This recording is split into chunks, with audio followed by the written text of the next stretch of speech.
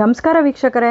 ಪರಿಶಿಷ್ಟ ಜಾತಿ ಸ್ಥಾನಮಾನಕ್ಕೆ ಸಂಬಂಧಿಸಿದ ಮಹತ್ವದ ಪ್ರಕರಣದಲ್ಲಿ ಸುಪ್ರೀಂ ಕೋರ್ಟ್ ಮಂಗಳವಾರ ಒಂದು ಐತಿಹಾಸಿಕ ತೀರ್ಪನ್ನು ನೀಡಿದೆ.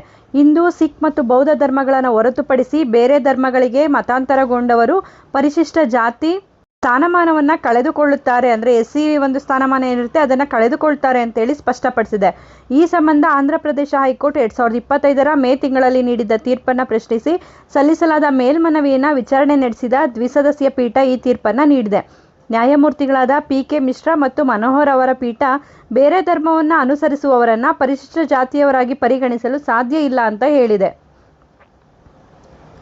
ನ್ಯಾಯಪೀಠದ ಪ್ರಕಾರ ಹಿಂದೂ, ಸಿಖ್ ಅಥವಾ ಬೌದ್ಧ ಧರ್ಮಕ್ಕೆ ಸೇರಿದ SC ವ್ಯಕ್ತಿ ಬೇರೆ ಧರ್ಮಕ್ಕೆ ಮತಾಂತರಗೊಂಡರೆ ಅವರ ಪರಿಶಿಷ್ಟ ಜಾತಿ ಸ್ಥಾನಮಾನ ತಕ್ಷಣವೇ ರದ್ದು ಆಗುತ್ತದೆ.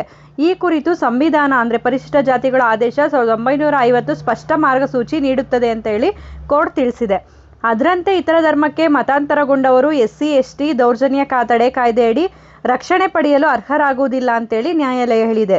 ಜಾತಿ ನಿಂದನೆ ಮತ್ತು ದೌರ್ಜನ್ಯ ಆರೋಪದಡಿ SC ST ಕಾಯ್ದೆಯಡಿ ದೂರು ದಾಖಲಿಸಿದ್ದ ಪಾದ್ರಿ 1 ಚಿಂದದ ಆನಂದ್ ಅವರ ಪ್ರಕರಣದಲ್ಲಿ ಈ ತೀರ್ಪು ಹೊರಬಂದಿದೆ. ಅವರು ಕ್ರಿಶ್ಚಿಯನ್ ಧರ್ಮಕ್ಕೆ ಮತಾಂತರಗೊಂಡಿರುವ ಕಾರಣ SC ಸ್ಥಾನಮಾನ ಇಲ್ಲ ಎಂದು ಹೇಳಿ ಹೈಕೋರ್ಟ್ FIR ರದ್ದು ಮಾಡಿತ್ತು. ಈ ತೀರ್ಪನ್ನು ಸುಪ್ರೀಂ ಕೋರ್ಟ್ ಎತ್ತಿ ಹಿಡಿದಿದೆ. ಈ ತೀರ್ಪು ದೇಶಾದ್ಯಂತ ಪರಿಶಿಷ್ಟ ಜಾತಿ ಸ್ಥಾನಮಾನ ಹಾಗೂ ಮತಾಂತರದ ವಿಚಾರದಲ್ಲಿ ಮಹತ್ವದ ಕಾನೂನಿನ ಸ್ಪಷ್ಟತೆ ನೀಡಿದಂತೆ ಪರಿಗಣಿಸಲಾಗುತ್ತೆ.